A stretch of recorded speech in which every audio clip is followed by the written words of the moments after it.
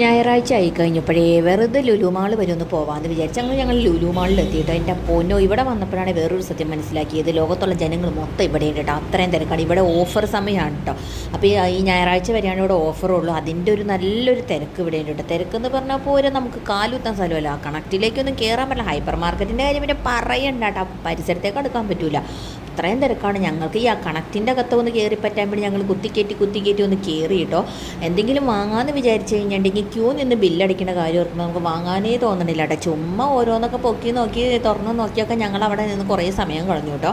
എന്തെങ്കിലുമൊക്കെ വാങ്ങണമെന്നുണ്ടായിരുന്നു. പക്ഷേ ഈ ഭയങ്കര ക്യൂ ആണ് ബില്ലടയ്ക്കാനായിട്ട്. അപ്പോൾ ആ ഒരു സംഭവം ഓർത്ത് കഴിഞ്ഞപ്പോൾ ഞങ്ങൾ വിചാരിച്ചു എന്നാൽ ഒന്ന് വാങ്ങണ്ട, ചുമ്മാ ജസ്റ്റ് ഒന്ന് കണ്ടിട്ട് പോകാമെന്ന് വിചാരിച്ചു കേട്ടോ. അങ്ങനെ ഞങ്ങൾ ചുമ്മാ എല്ലാവരും നോക്കി കണ്ടു.